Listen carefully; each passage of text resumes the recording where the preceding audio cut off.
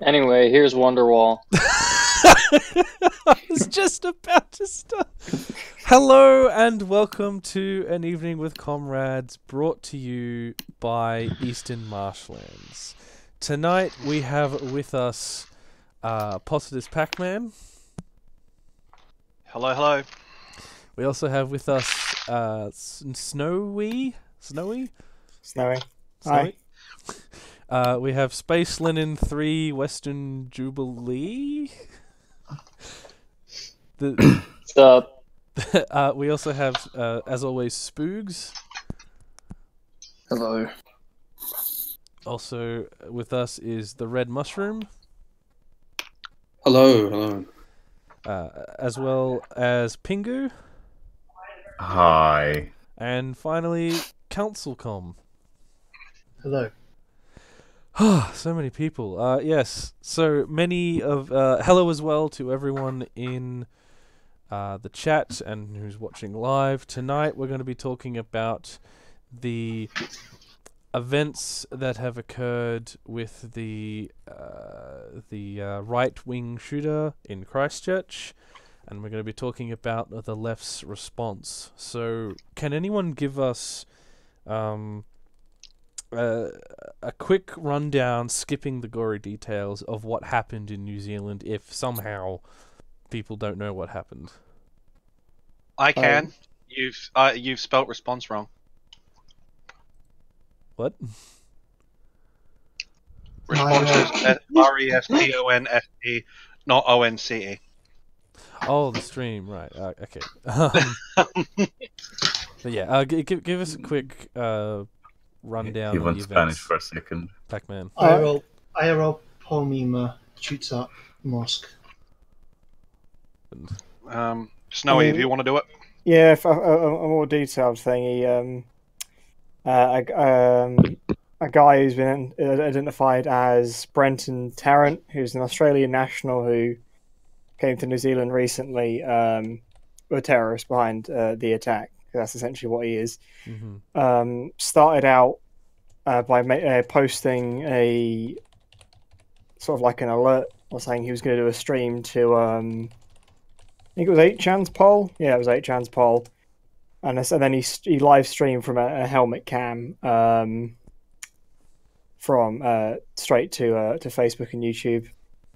And essentially, as far as I could tell, it was almost like a terrorist attack designed for social media, as in like to try and garner as much attention as possible. Like there was numerous like right-wing memes throughout the entire thing. So he entered one mosque and opened fire on the people there. That lasted about 10 minutes.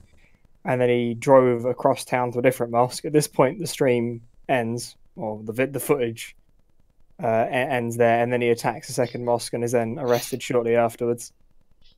Is the rundown as what's happened so far? I think it's 49 people have been killed and about 48 wounded, as far as the latest news reports I've seen. That's basically the rundown of what's happened. It's also worth mentioning that there were multiple IEDs that were defused on site. Shit. Yeah, he appeared to have like petrol cans with some. I couldn't see much. They just looked like petrol cans, but I suppose they could have had like wires and other stuff inside them that would make them IEDs. I think he intended to burn one of the mosques, but didn't. I don't know why, but. So, yeah. I think we were talking just before we went live, about how we've been saying since 2011 that something like this could occur again. And I think someone pointed out that it has been occurring because we had... who was it? I spoke about Anders Breivik. Yes. Could you fill us in with that? And the atrocity. Oh, he was a Norwegian mass murderer. Killed 69 adolescents, kids, at like what equates to a summer camp, on the basis of some diabolical right-wing ideology, essentially. Much in a similar vein to this killer. In fact, this killer idolized Breivik. As far as I'm aware, like he mentions him in his manifesto, I think. Oh yes, who's actually gone through this I don't want to call it a manifesto, because I've heard it's just these strange ramblings he's going on about. It's essentially a Q&A with himself, and it's very. What boggles me about this thing, right, is how can we know what's fucking serious? Because it all seems like a fucking meme to him. Like, there's like within the text, like I was reading it yesterday. He's like, I was inspired by Candace Owens, and then I realized that she was too radical for me, and I stepped back. Like, what the fuck? What is this? Like, it's so strange. There's a lot of things that he says that's just contradictory. Yeah, like Spyro 3 inspired me to become an ethno-nationalist or whatever. Yeah, he's like, I'm an ethno-nat. I look up to Sir Oswald Mosley, and then literally in the same sentence, my favorite country or government is the People's Republic of China. Like, how the fuck do we know what's real? I mean, I think that would actually be real. Like, I've seen people on poll like they say like China is actually like fascist or whatever, or that's the type of society that they would want. So I think that's serious. But the Candace Owens thing and like the video game thing is obviously just. I think the reason it's written in sorry, if I can say my idea on this, the reason it's written in such a cryptic way is so that if someone like stumbles across it or stumbles across one of these right-wing memes, there's like a curiosity to find out what that really means. And obviously the only people who know what it really means are the other fascists on poll, both on 8chan and on 4chan. And I think he wrote it that way with a level of like memery, is it was almost if it's written to be understood by people outside the internet fascist subculture and people inside. And I think, people always want to be on the, like, understand this insider language, like understand the meme, if you like. So if he fills it full of memes, it would entice people to go and look up what they actually mean. And that would lead them to places like Poll and other, right-wing echo chambers. And I think that's a very effective recruitment tactic. Because if you, when you read through it, you don't get it. It feels like, for some people, you're not in on the joke. And obviously, things like the People's Republic of China being fascist is complete nonsense, because in many ways, the People's Republic of China is sort of the opposite of what. Also, mostly isn't fascist either. So. Yeah, there's been a few people. Like a... Sorry, go ahead. They're going to say that the People's Republic of China is sort of the antithesis of what a fascist state is supposed to be, at least in the sense of like the traditional romanticized idea of fascism, whereas China is pretty much as materialist as you can get. In fact, it's basically a technocracy, which is there's been a few like right-wing commentators trying to distance themselves from the shooter. Even had Stephen Crowder saying like this dude's like, he's obviously on the left because he calls himself an eco-fascist. Just throwing this out there. It really is to me like completely. I'm just going to throw this out here. It really is disgusting. Like all these alt-right and radical centrist grifters, solely disavowing themselves of all the shit that they've done to contribute to this. Like, for example, Lauren Southern had a video named "The Great Replacement," talking about the theory of like the Great Replacement, and that's the title of his manifesto, "The Great Replacement." And mysteriously, her video has been taken down. Don't know why. I think it's coming at it at the wrong angle to like go and point out prominent right-wing people and say you're responsible. I think there's something much I'm saying like more deeper but here. their reaction. I disavow understand immediately. I would just like to throw this out here. It was a comment I made just because that's literally all of the discourse I've seen online right now. We're just pointing fingers. So go ahead, Pac-Man. I was going to say, as a terrorist attack, it certainly was effective because there's nothing scarier in my mind than a Dengist Nazi. That's a terrifying thought, even to me. Sorry, I know I shouldn't be joking at this time, but Jeez. That's terrible. I just put down the sterner, bro. Oh God. No, in all seriousness, we need to look at this in a serious light, in the sense that I think that Snowy's point is quite poignant. The guy obviously went in there with the express purpose of a terrorist attack designed for social media. It was broadcast. It was planned from the start to be as visible as possible, with as many popular references as possible, such as saying subscribe to PewDiePie and playing Initial D. Like, holy shit. Which is absurd when you think about it, but in the era of modern media, it makes sense in a twisted kind of way. And as such, I find that, I mean, if I may join in on what Pingu and that was saying, watching the right wing scatter away, saying, "Oh, it's not our fault," it's almost as though they realize, for the first time, they've realized just what they've created. Do you think, a question for everyone, do you think what the left is doing now with this finger pointing is the best thing to do? Should we be trying to get a little more organized? Yeah, go ahead. The left should be aiming to not only point out the cowardice of the right in this regard, but it should also strive to do what we usually do, which is materialist analysis and critique. Because if I'm getting at what Pingu was saying before, it's important for us to actually explain the root causes of something like this, you know? So not only do we need to demoralize the right, but also do what we do best. Well, hello, people. Can you hear me? Oh, Eugene. Yes. Hello, Eugene.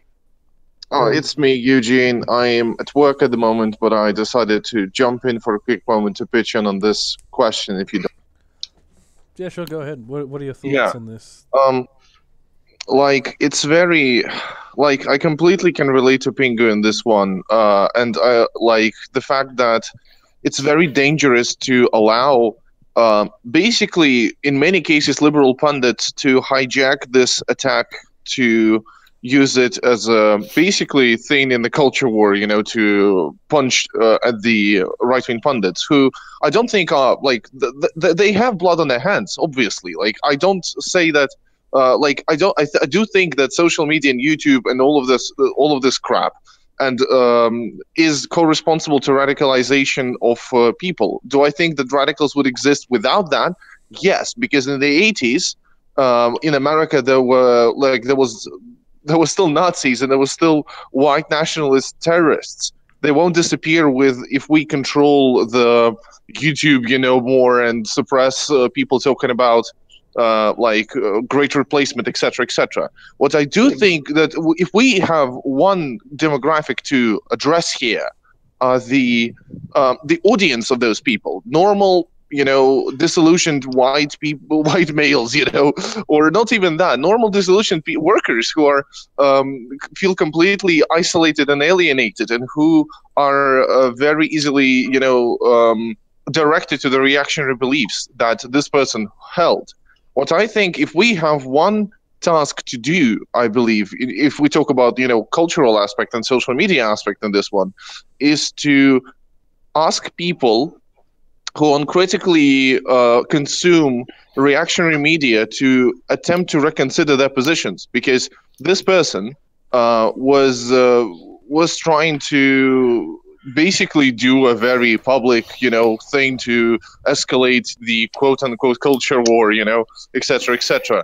Like, for example, his mentioning of Candy Zone, it's obviously, in my opinion, an attempt to meme a bit, you know, to show a black person in the right-wing movement in America and say, hey, yeah, she inspired me, which is obviously bullshit.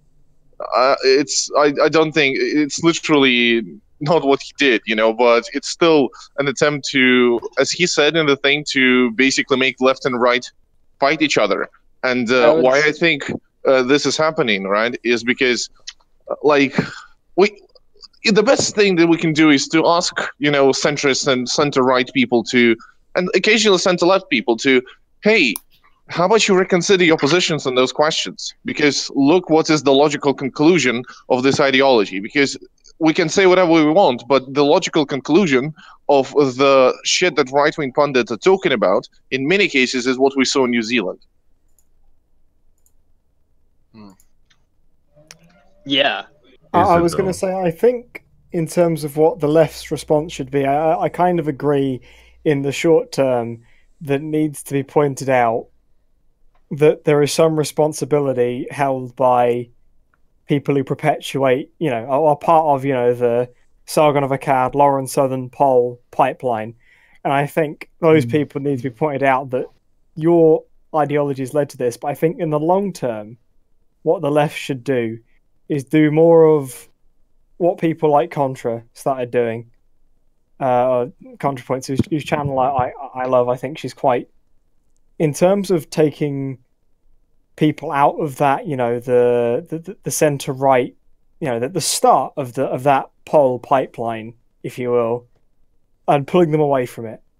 Because as someone who back in 2014 almost fell down that pipeline, but quite didn't, because I started out, when I was younger in that like edgy atheist phase, and all the edgy atheist skeptics who I watched when creationist bashing didn't get as many views, they moved on to the feminist bashing, and naturally, as they were where I got my political information from, I followed them along, and it was only, I think, through kind of chance that I dodged out of that, the edgy libertarian anti-SJW thing. And I think a lot of people who are in my position have started to go down that path, and I think they're at the point where they could be pulled out of it, because I don't think a lot of these people want to be the next Andrew Breivik or was it Brenton something? Yeah, Brenton Tarrant, or want to be that person, because,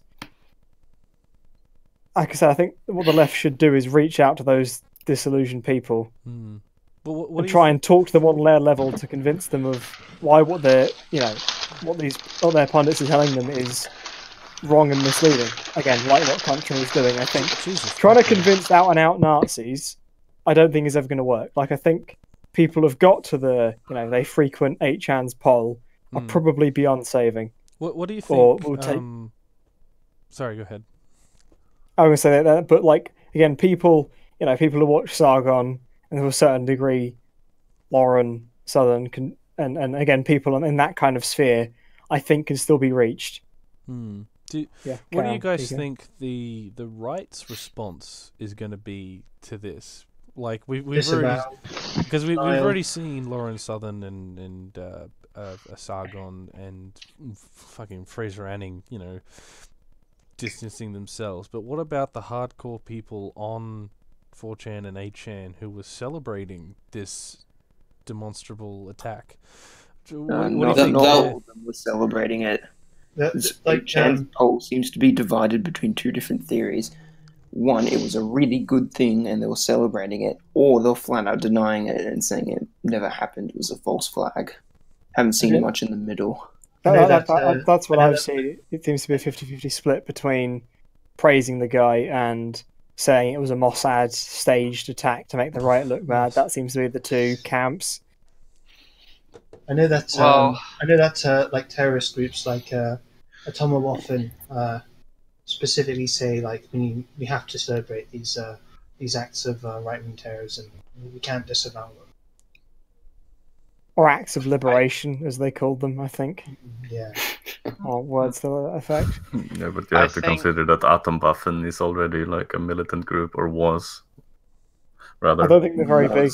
I think there were 100 people. They got destroyed a couple of years ago, then they kind of got back together underground, but I think they're dead now again. Does the shooter have any ties to any organization, or is he just an 8chan guy? No, he's got no ties to anything, as far as I know. I know he went to Europe, and I think he mentioned this in his manifesto. He went to Europe and said that helped him with his radicalization. Whether he went there and just saw brown people and that made him angry, or Yeah, he that's what he just, said. or he met up with other European-based right-wing groups like Generation Identity, or whatever that local Golden country's, Dawn. yeah, or whatever that country's equivalent of National Action would be, National Front, or groups like that. Whether he met with them, I don't know, but again, I know that other people were arrested in the wake of the shooting, like 3 people besides him, but I don't know anything about them or how they were involved. It seems like the only information being spread is what we're talking about right now. It doesn't seem like any more than because we know the identity of the shooter, but not the other 3 people. Does anyone know? No. No idea. I would assume they're members of a far right group, obviously, but like the thing that gets me about this is that one of our friends, Theo, was talking about this the other day, and she made a very good point in that Interpol and other European police agencies had intercepted and stopped right-wing attacks, which were supposedly at least somewhat coordinated with the attack that took place in New Zealand the other day. In a sense, and so, I mean, I hate to bring some levity into this, but it does seem like a quote Empire Strikes Back kind of situation. It's the final sort of. I think what we're seeing here is the boiling over point, because yes, we've had Charlottesville, yes, we've had Trump, yes, we've all had that, but one has to look at that almost all the terrorism and aggression that we've seen prior to this has been either American imperialism, naturally, or Islamist movements, such as the attacks in Paris and so forth. And so, rather than taking progressive stance, what we're seeing now is the reaction to that. Where we're finally seeing reactionary politics boiling over, and now it's come to the point where I guess you could say it has kicked off, in a sense. Now, Nazis and far-right groups are directly engaging far-right Islamist groups. I'm almost tempted to say that like this turn to like voluntarist terrorism is almost like a sign of the far-right's impotence. Like terrorism is like it's a sign of like just absolutely no connection, desperation, and no connection to like a mass popular movement. For example, like I know, like the Reed Siege meme is like it's a real meme, but I read like a quarter of Siege, and it's basically just like a complete rip-off of the left-wing terrorist groups in the 1970s, like the Weatherman Underground, the Red Army faction, the Red Brigades, Direct Action France, etc. And those movements, were not really very successful movements. Like the reason they had to turn to terrorism was because of their like complete isolation and like separation from like the masses of people. Like I was watching the Weathermen Underground documentary, and they, I think like the Weathermen basically came to like a proto like Maoist third worldist conclusion. Like the white working class in America is like benefits off of imperialism, and therefore the white America is the enemy. And like that signals to me just complete utter like disconnect. Like you actually hate the majority. Like you want to destroy the majority. I mean that's where the kill all normies thing comes from. Normies are the majority in their eyes, and I think the closest the modern right has to a mass appeal is sort of like the anti-immigration movement, and to like groups like in the UK you've got UKIP, and I'm sure they've got equivalents in other countries.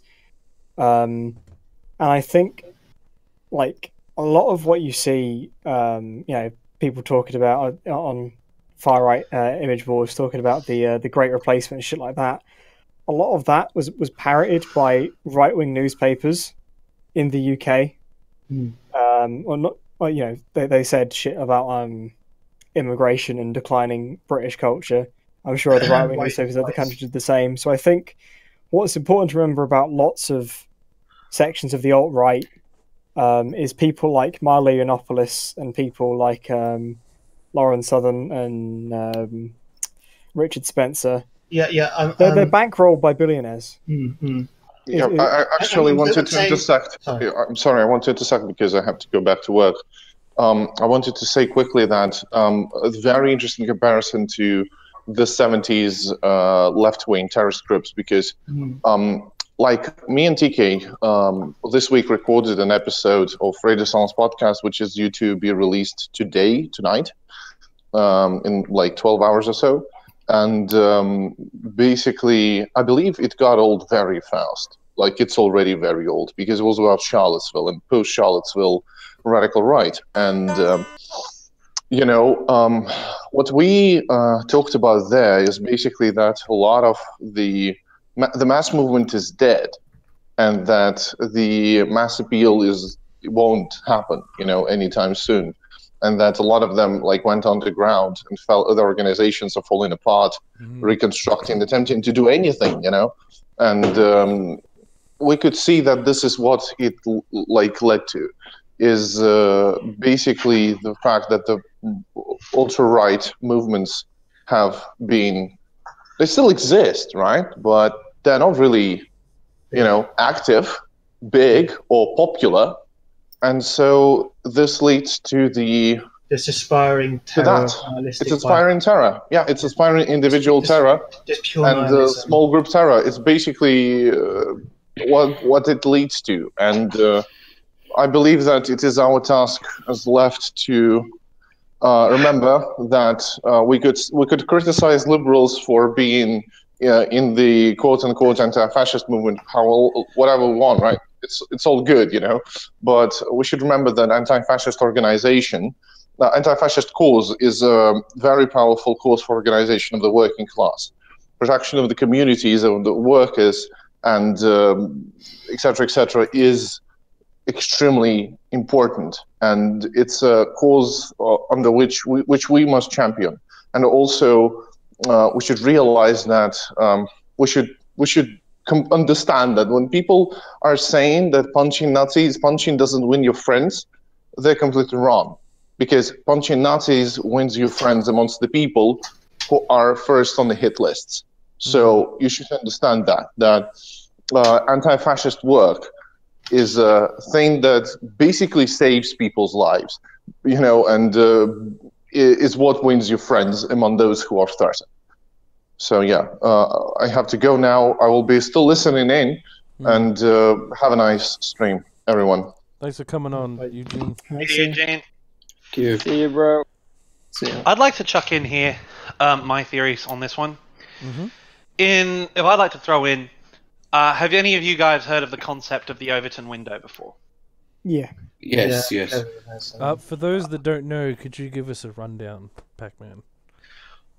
Okay, so the Overton window is basically a sort of an academic isolation of what acceptable politics is, right?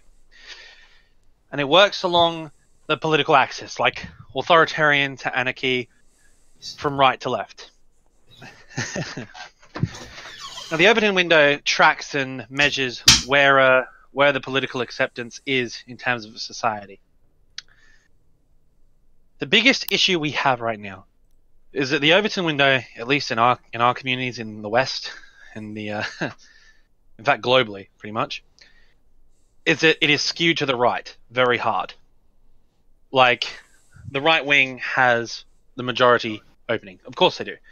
Capitalism is the dominant economic system. Most people are in support of it. And, of course, you have the rise of reactionary nationalist groups a la Brexit, Donald Trump. Conservative governments in power in most of the world's developed nations. And so the Overton window currently is sort of on the right. Now, this theory has proved true in a lot of ways, in the sense that because of where it is, because right-wing politics and right-wing political beliefs are so prevalent in the modern society and generally acceptable in the modern society,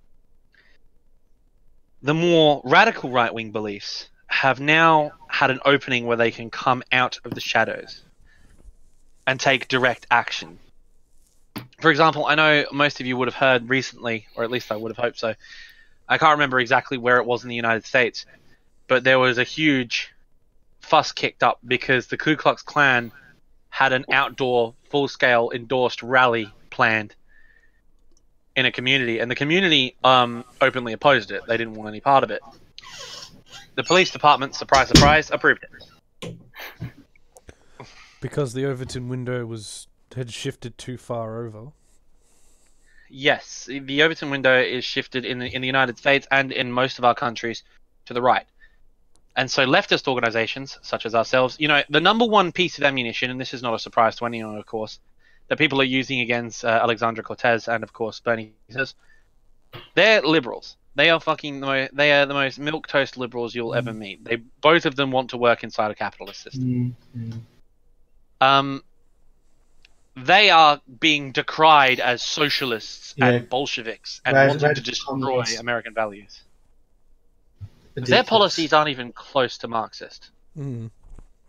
My only theory is that, like with Jeremy Corbyn, Bernie Sanders is more radically left deep down, but he's pushing for what he can think he can get away with. I wouldn't think so. But, I mean, that from his track record, that's what I get. Okay. But and in the same way, you look at it and you see, of course, on the flip side, he is a white American politician, so he's automatically skewed to the right. Wealthy as well. Do you guys think that the Christchurch incident, I don't quite know what the name for it is, but the events in Christchurch, do you think that's gonna be able to help us move the Overton window to the left, or has it already moved to the left? Yes, I think it will, to a certain extent. The right-wing groups, as we were saying at the beginning of the stream, are already scrambling to try and find any way they can to pin this on a leftist opinion. But of course, no one's buying it because he's a fucking Nazi. They said the exact same line on the last 3 mass shootings, or last 3 big ones anyway. It was the same line.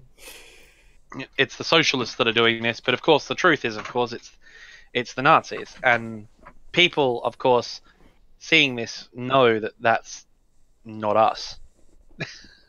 Also, I think it's kind of eliminated, because a lot of the times when people on the left would call out far-right groups for being Nazis, the response you heard from the centre-right and the centrists was, oh, you're using that hyperbolically, they're not actually Nazis. This has kind of shattered that defence, in the fact that when the guy had shit like 1488, remove kebab, and this is revenge for Cologne written on his gun, then his gun, his tack gear, his in his car as well. Even on the fucking magazines as well, he had slogans and shit. Like Revenge for Rotherham, he had like the Iron Guard gate on like the top of his scope. And of course, he had the quote from both the U.S. Second Amendment crowd and the Golden Dawn. Mo Abe, come and take them. I know that one of his things in the manifesto said that he wanted to accomplish was to polarize the debate in the United States over the Second Amendment in order to split the country along racial lines and cause a civil war. Yeah, he said that there was going to be a civil war between the pro-gun people and the anti-gun people. Yeah, which I can't see happening, because for as much as the pro Second Amendment people in the US kick up a fuss, nothing ever comes of it. Like, Trump banned bump stocks, and the most you heard was quiet grumbling. Like, and when other states in the US put more restrictions on firearms, like magazine limits, things like that, you hear quiet grumbling, and that's it. So I think that's kind of flawed. I don't think there'd be a civil war in America over gun rights. Speaking of gun laws, there's people saying that they're going to use this incident to bring about even more restrictive gun laws in New Zealand. Yes, they will. They will use it. Yes. What do we, as a fair few of us here, are Marxists? Like, but everyone in general, what do we think of using this situation to bring about more gun laws when Marx himself said the workers must be armed with muskets, cannon, and cavalry. I mean, like, It's so hard. so basically under, the current... When he says that, he means that,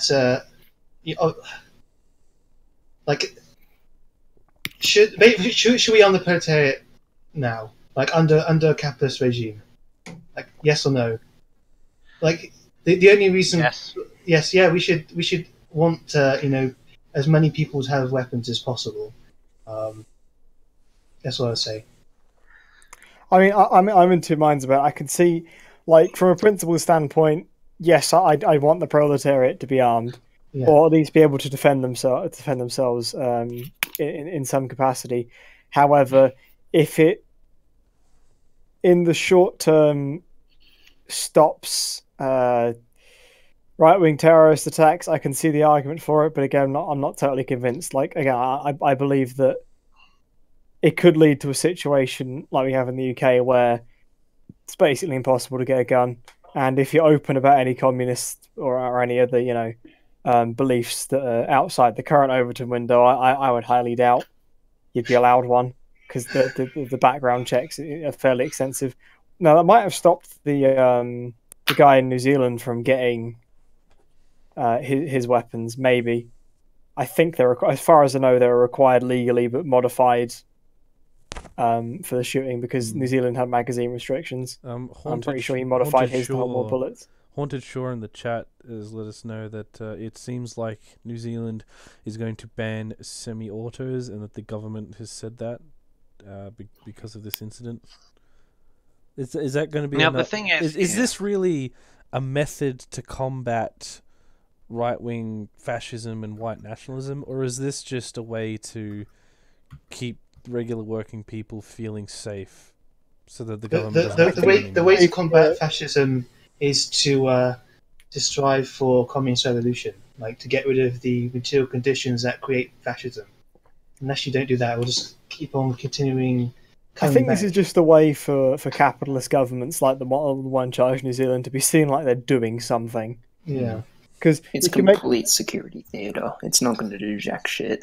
They're just doing it to make themselves look good for a tiny bit of praise and you can make people the thinking, argument, "Oh yeah, we've done something." That you can make the argument that he wouldn't have been able to carry out the attack in the way he did had he not had access to firearms. Like, yeah, but the guy still made fucking bombs, like out of what looked like fucking petrol cans.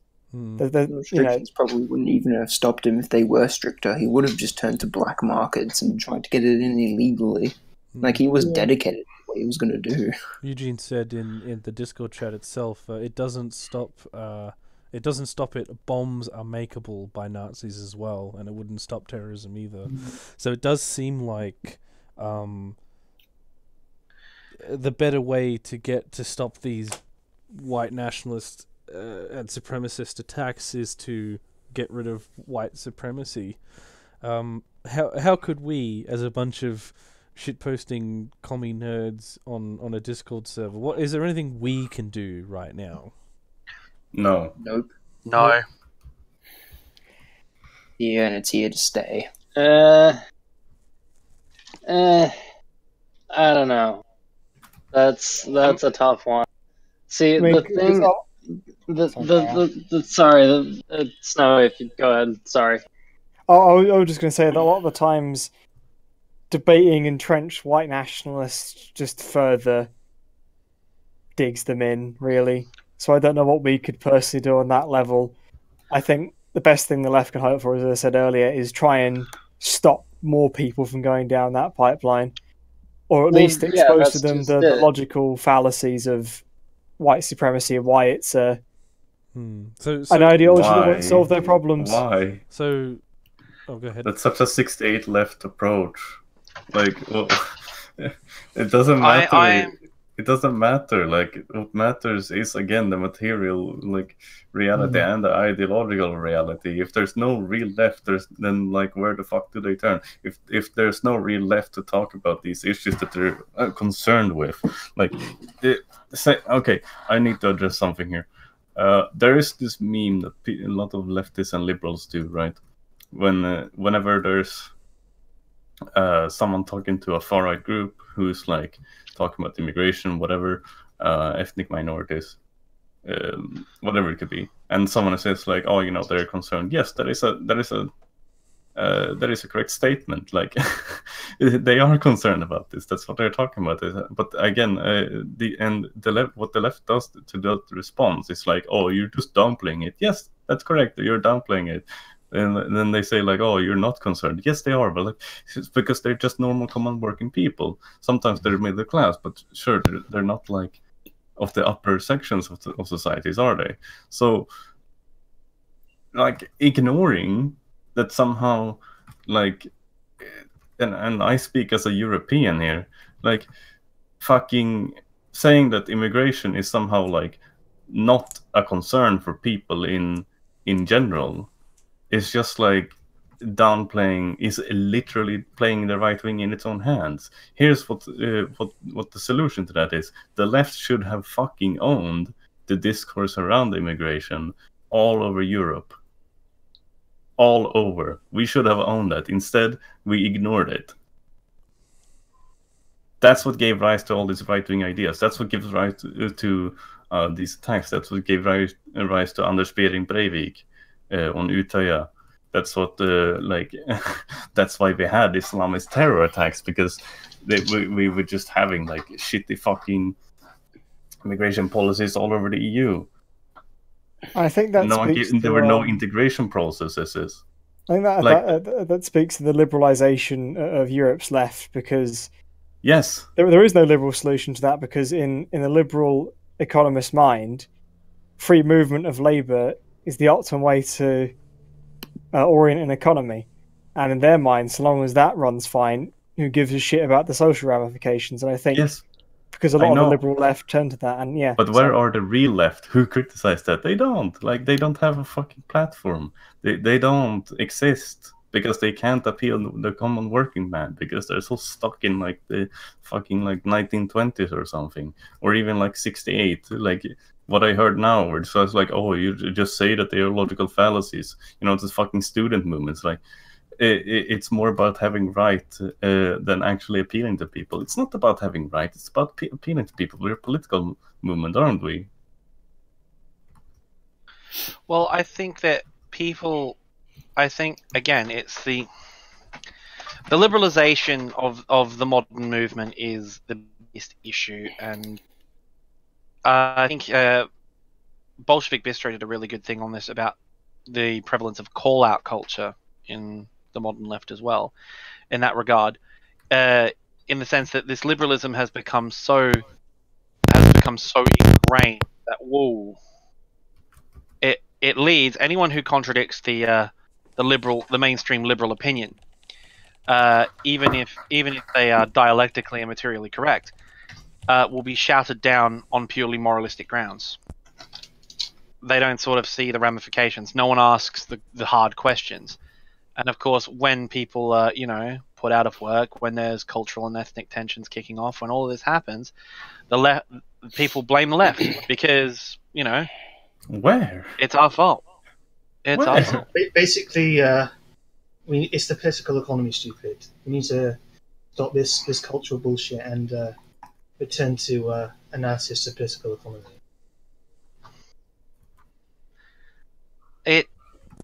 I remember my first day of university. And I remember there was the O Week group sitting out on the front, and everyone had their tents up. And I happened to run into a lovely group of people, which the Americans would be a bit confused by, but they are called the Young Liberals. Fun bunch. For our overseas in Australia, friends, to translate it, they would be considered, the young conservatives or the young Republicans. Sorry, go ahead, Pac-Man. And they were there shilling, and I was looking at these guys, and you could tell exactly what these people were. He's a first year uni student, the Young Liberal Party, standing there looking, smiling, their Rolex watch, their iPhone 6 fresh out the box, their you know, suit and tie to fucking uni, like fucking what? You know, and you know, I'm here having an economic debate with these people. I'm having a Marxist debate with these people. The young socialist movement, Red Flag and Resistance, Australians would be familiar with them. You would run into them on your campus, I would assume, Mary. Let me guess, they're Trotskyists? Yeah. Well, fucking surprise. Neo-trots. Oh, Neo-trots. You know, the ones that aren't really Trotskyists but call themselves Trotskyists to make them seem more hardcore. Jesus. Interesting. I don't know why you willingly associate with Trotsky, but carry on. No, you know what I mean, though. You've got liberal leftist groups claiming to be Trotskyist because they don't want to admit that they're liberals. Well, like the Trotskyists in the Labour Party. In quotation, right? Yeah. But the thing was, I'm having an economic debate with them.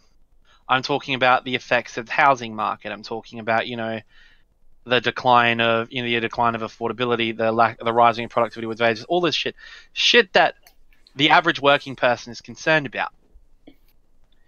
Now, ironically enough, I know this seems really horrible and ironic considering what we're talking about today, but the big platform of the leftists, meanwhile, was a young man running for, you know, the head of the students' council or whatever. Standard, and he was loudly ranting and raving on top of a stage about the campaign to end Tony Abbott at the time's tyranny, and the combating of Islamophobia in Australia, and so on and so forth.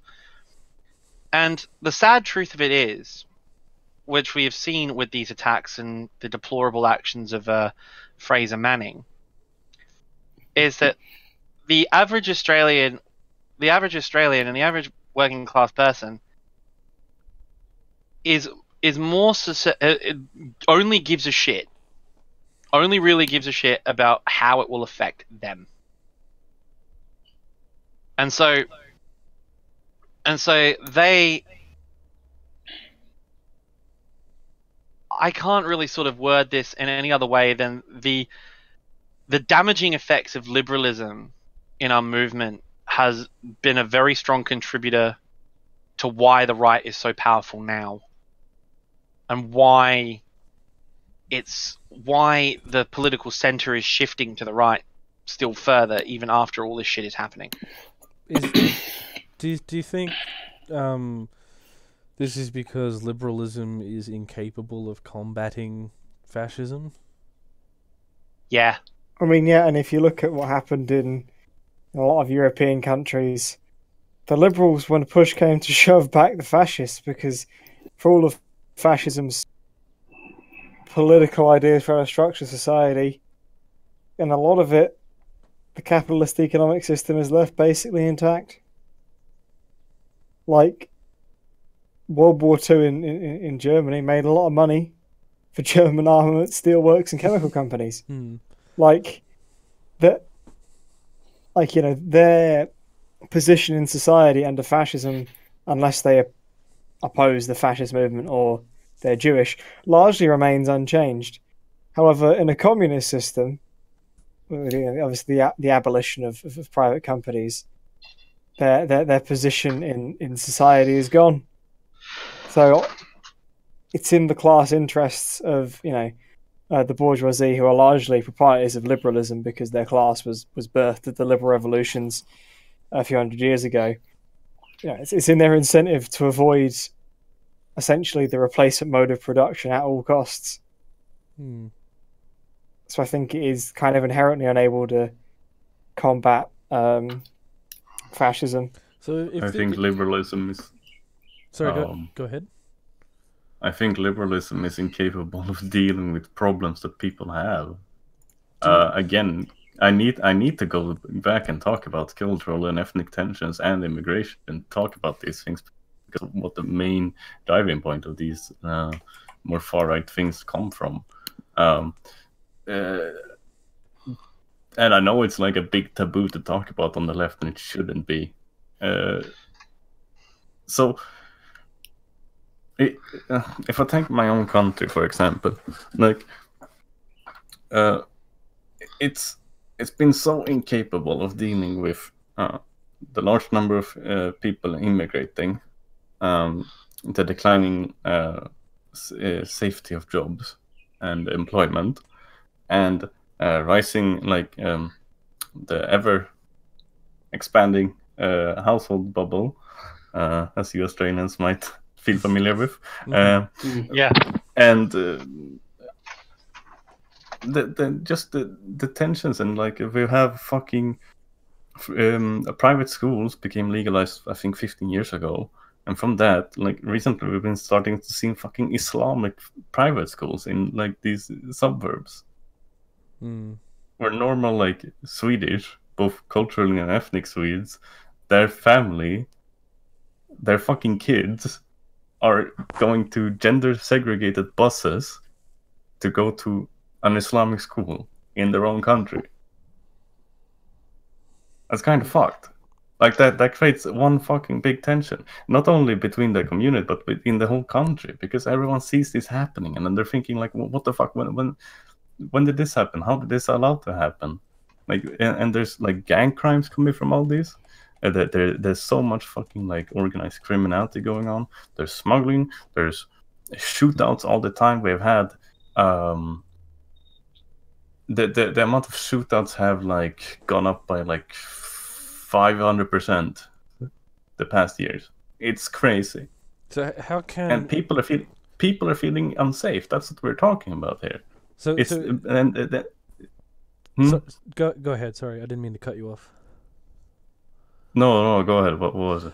If these are the concerns of regular people, that they feel scared by immigration and whatnot, and right-wing nationalism and liberalism isn't the answer for them, then how can we as leftists show the average person that Marxism or anarchism or the communist movement can help them? How do we show them that we are the good guys? We are actually here to help.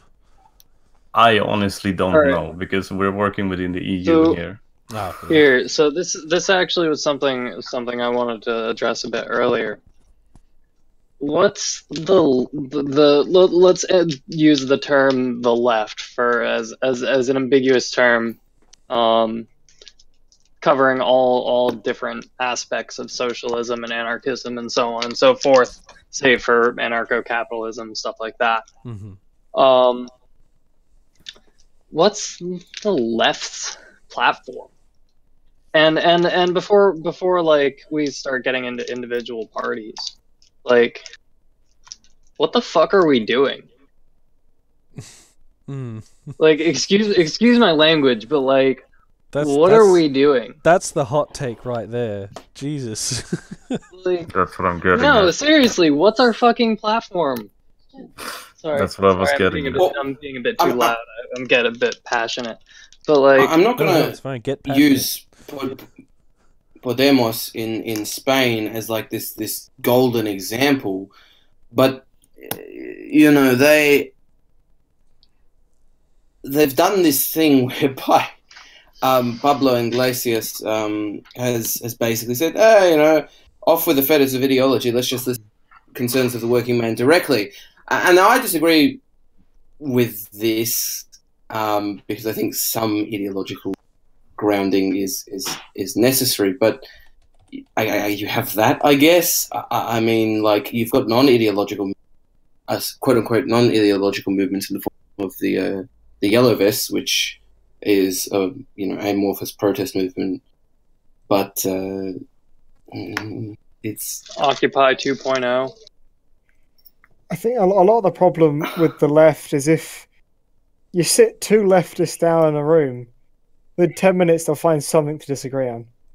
And that's the problem with presenting a unified far-left platform, is there's so many nuances and asterisks that it never becomes coherent. Like, I know it's a meme that, the left constantly fragments and splits, and I think there's a lot of truth to that. And I think it's because a lot of the left, and I'm guilty of this as well, and I'm sure some people there are, of being uncompromising. The hot takes here. I'm sorry. The hot takes on here was so fucking strong. I had to come fucking back. Jesus. Oh my god. That was the best questions I've heard so far. Like, is what the fuck are we doing? And like, what the fuck are we? And that's the whole thing. Like, for example, I like a term that is used by our good friend Badman Massive in his series Spicy Takes, where he defines the left as the organized working class, which I think is the definition and is the identity that we should strive for. There is nothing that we can stand for. We can get rid of Marxism. We can get rid of anarchism, individual ideologies. We can easily get rid of them. There is one thing that we cannot get rid of, or we cease to be, is the class politics.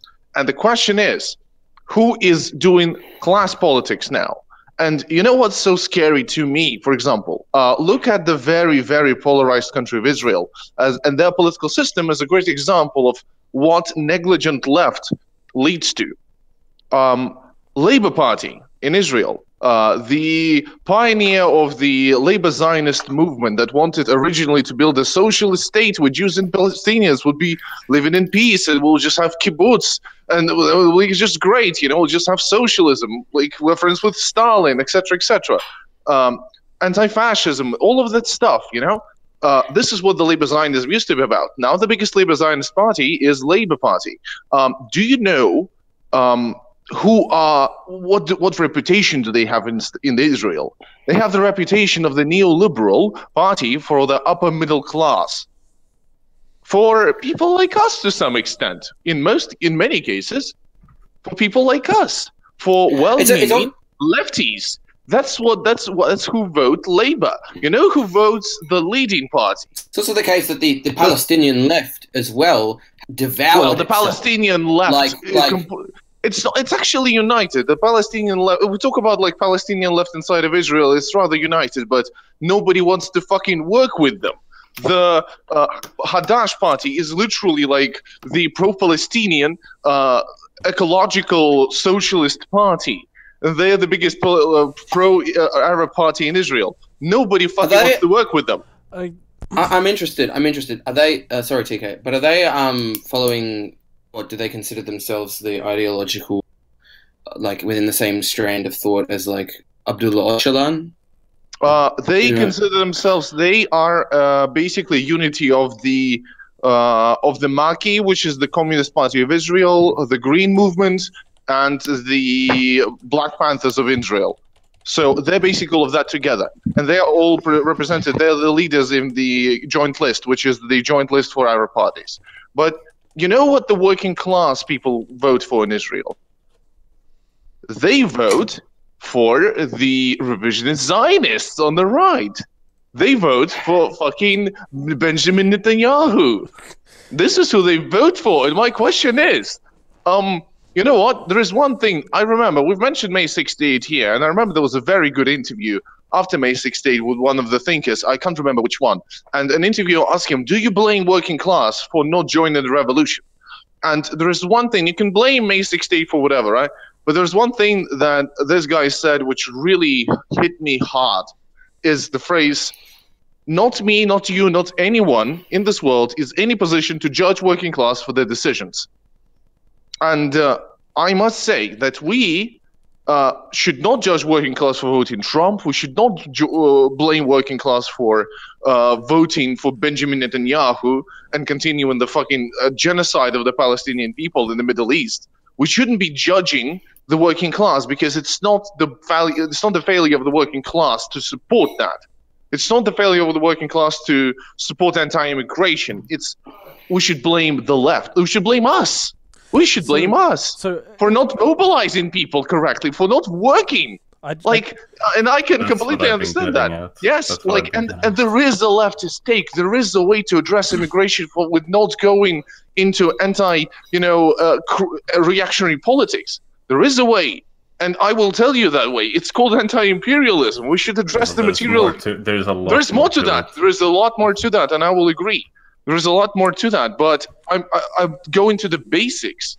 If it wasn't for imperialist action in the Middle East, if it wasn't for all the wars and devastation and extraction of value, from this land, there would be no mass immigration. Should we deal somehow with immigration? Yes, we should. Should we address it? Yes. Should we be having those discussions? Absolutely. You know why? Not because I want to make the left electable. I don't want to make the left electable. I want to make the left working class. And this is what the working class is scared of. The success of the radical right is unfortunately, in some cases, I won't say all, and if someone disagrees with me, please feel free to do so. I believe that the success of the reactionary right movements is the fact that they address the material conditions of the working class. And that's the thing which really scares me. It scares if you think about it. Yeah. The right is better at it than Marxists. I'm sorry, we must really think hard about those things and act. But it's also the case. It's also the case that now we're seeing the failure of Viktor Orban in Hungary. Like he came in on, as you say, much like the Five-Star movement in Italy and the one in Poland. With some social democratic policy, right? What we would traditionally consider social democratic, but now, like I don't know, is there something to be said because he's introduced this slave law and he's blatantly corrupt? So I don't know. Is there now a window here that? Well, there is a window here for another right-wing populist to emerge and to address the same material conditions of the working class and to hijack the whole thing. Yes, there is a thing to be said about that as well. I don't think, Won't this other right-wing populist movement just fall into the same trap? They will. That's the whole thing. Yes, because liberalism cannot address the real solution. You can't find the real solution. That's why it will be falling into that trap until we drive ourselves into the ecological catastrophe. That will be happening. We can't just wait for fascism to fail, because at that point the world would be destroyed. Well, we can't let fascism come to power at all. But the question here is, we have no alternative, and. There were crazy communists at the time when Hitler came to power who celebrated him coming to power, who said, yes, finally, the lines are clear, the front line is visible, we shall strike now. And it didn't work that well, did it? It didn't work that well. I've got a side question as well. I know before we defined the we as just the left. And this initial question is, what the fuck are we doing? But what is we? Is this the individual person who's talking to their mate who's working at McDonald's and trying to get him to unionize? Or is it a mass organization that has the power to use a printing press to spread proletariat propaganda? Like, can we define... I took it to be organizations. Okay. I would say yes to both of those. So it's just everyone. So it's the organized working class. It's just the class consciousness and the realization of class consciousness in politics. That's the only thing we can do, in my opinion. That's the whole thing. I believe that the key question here is in class consciousness and the clear understanding of what the class is. Okay. Understanding, yeah. So everyone from the individual to the collective must put in the effort to combat fascism. And bring about workers' revolution. That whole thing. Ain't this what this all is all about? Like, what are we here for? Just to suffer. Well, we are just to suffer, first of all. Second of all, we are the ones who are asking questions, and it's very good to think. It's very good to discuss. The question is, like, we're not going to solve those questions on the internet. And we're not going to solve those questions in the parliaments, and we're not going to solve those questions in the streets. And we see all three happening, right, all over the place. We see the Yellow West movements. We see popular leftist YouTubers becoming more popular in mainstream. We see, some left-wing populists in the parliaments and the successes of the quote-unquote democratic socialism in America. Real successes, I must say. I won't underplay that. It's real accomplishments that they're making, at least in terms of political gain. But the question is, what do we, as young radicals, or just as radicals, do with that? How do we approach it? How do we actually utilize our different tactics to push forward, to shift the open window, to putting socialism back on the table and putting the real problems, real grievances that the workers have on the table. And that's a big question.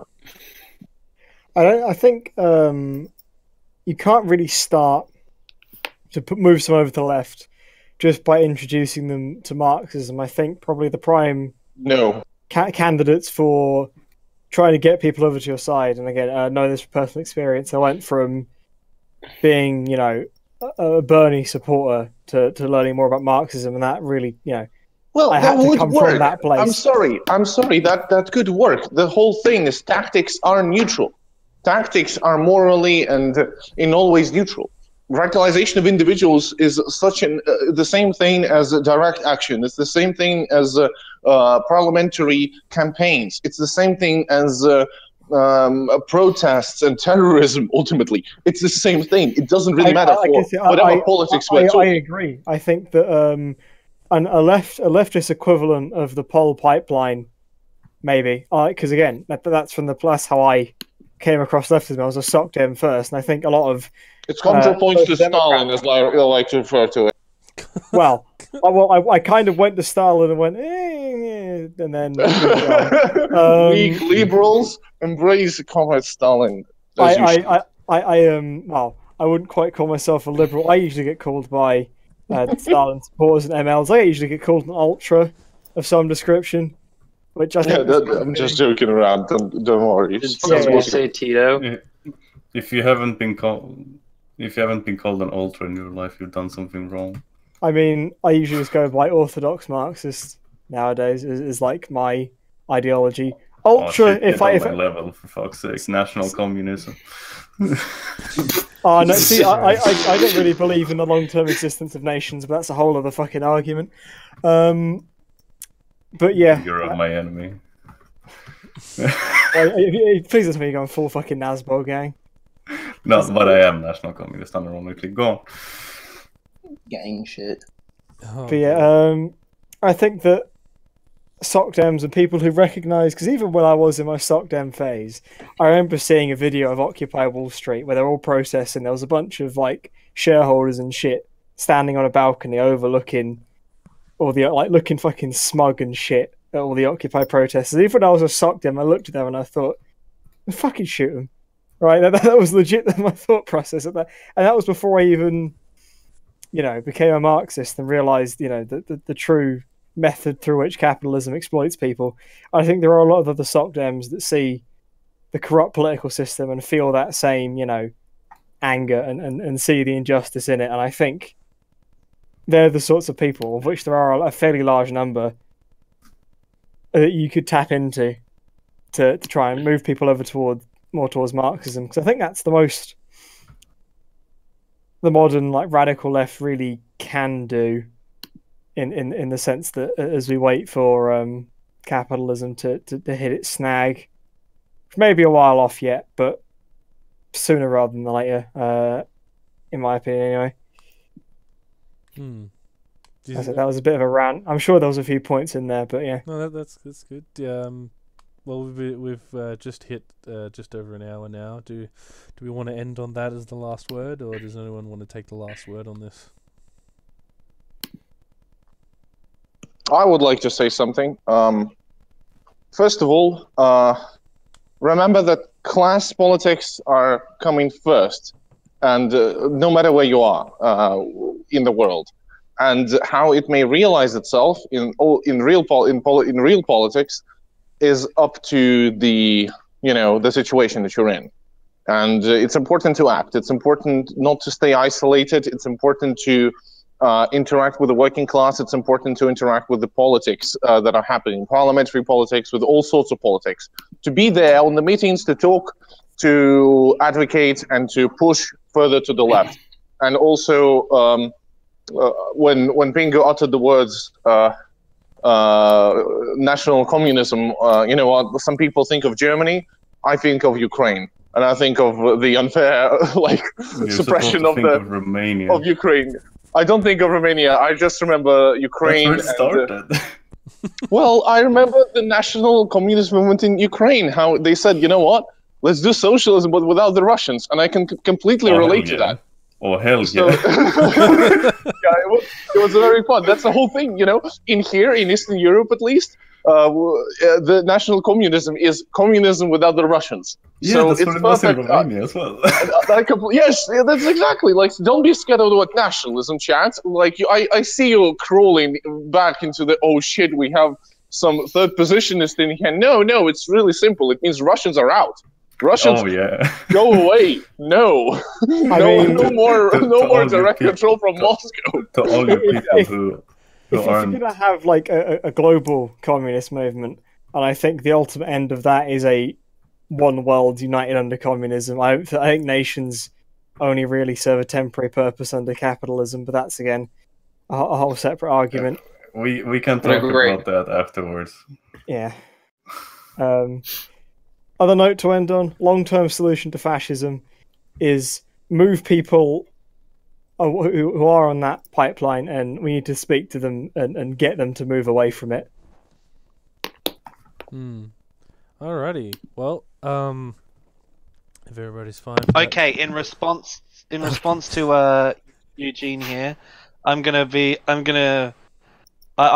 think that I can appreciate that, we just want national communism. Gang. We want communism, but without the Queen. It's perfect. I'm gonna throw this out here.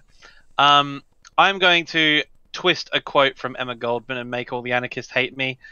You say you want socialism without the Russians. Fair enough. I can understand that. They can be pricks, but if there aren't armored vehicles, it's not my revolution. We can produce them here. We don't need China. We don't need China to produce our armored vehicles. We can produce them here. Okay. Tariffs. No, I apologize. All good. All right. Just before we sign off, guys, does anyone want to plug their own social media? Follow Soviet on Instagram. We're posting some Soviet and social aesthetics there, and Soviet art. So follow. I have something to say. Y'all need to reconnect with your European ancestry and hate the Russians. Jesus we have been hating Germans for a very long time, but we forgot about the Eastern threat. Yes, we hate them, especially the Prussians. Get the fuck out, but we shouldn't forget about the Eastern threat. Yeah. Okay. Well, I want to say a big thank you to Councilcom, EML Eugene, Pingu, Positus Pac-Man, Snowy, Space London 3, Western Jubilee, Spoogs. The IMF. Yep. And the Red Mushroom for joining us. I want to thank everybody in the chat. Don't forget to like and subscribe to stay up to date with everything Eastern Marshlands. And we will catch you all another time. Eastern Marshlands out.